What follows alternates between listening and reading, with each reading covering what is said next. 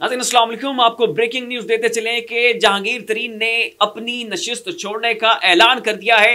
ना सिर्फ उन्होंने अपनी नशिस्त छोड़ी है बल्कि उनका कहना है कि मैं सियासत को हमेशा हमेशा के लिए खैर बात कह रहा हूं। और उसके साथ ही नाज़रीन उन्होंने अपना IPP जो इस्तेकाम पाकिस्तान पार्टी का ओहदा है उसको भी छोड़ दिया है। ये नाज़रीन इस वक्त बहुत बड़ी खबर जो है वो मंजर-ए-आम पर आई है।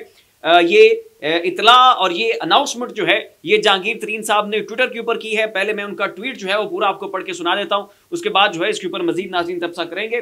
उनका कहना था कि I would like to thank everyone who supported me in this election and want to offer my congratulations to my opponents. I have immense respect for the will of the people of Pakistan.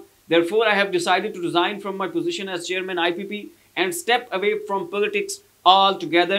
My gratitude to all the members of IPP. I wish them the absolute best. By the grace of Allah, I will continue to serve my country to the best of my ability in a private capacity.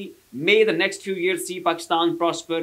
Inshallah, Pakistan जिंदाबाद। तो ये नाज़रीन कहना था जहांगीर तरीन का कि मैं सियासत को भी छोड़ रहा हूँ, मैं अपनी उस नशिस्त से भी दस्तबरदार हो रहा हूँ और IPP में मेरे पास जो ओहदा है मैं उससे भी विड्रॉ करता हूँ। पाकिस्तान के लिए उन्होंने नेक ख्वाहिशात का इजहार किया और उनका कहना है कि मेरी दुआ है कि पाकिस्तान जो है वो तरक्की करे और मैं अपनी पर्सनल कैपेसिटी में अपनी ज़ाती हद तक जितना हो सका इस मुल्क को हमेशा हमेशा जो है वो सर्व करता रहूँगा। नाज़रीन जहांगीर तरीन ये वही शख्स हैं जो ये कहते थे कि इमरान खान वज़ीर आज़म मेरे जहाज़ की वजह से बना है। इमरान खान के पास ये जो भी तरक्की है ये वज़ारत उज़्मा तक पहुंचा, इसने KPK में गवर्नमेंट बनाई, मैंने हर जगह पे इसको सपोर्ट किया। मैं वो शख्स हूँ और मेरा ही वो कलीदी किरदार है कि जिसके सबब इमरान खान आज इस पोजीशन के ऊपर है। और इस वक्त नाज़रीन जहांगीर तरीन ने इलेक्शंस कंटेस्ट किए और ये राव कासिम से भी हारे और तहरीक इंसाफ के जो दूसरे वर्कर थे डोगर साहब उनसे भी इन्होंने बहुत बुरी तरह से जो है वो शिकस्त का सामना किया। और नाज़रीन जहांगीर तरीन का हल्का जो था लोधरा वाला NA 155 वहां पर पहला तहरीक इंसाफ का कैंडिडेट आया, उसे अगवा किया गया और उससे ऐलान करवाया गया कि वो तहरीक इंसाफ को छोड़े।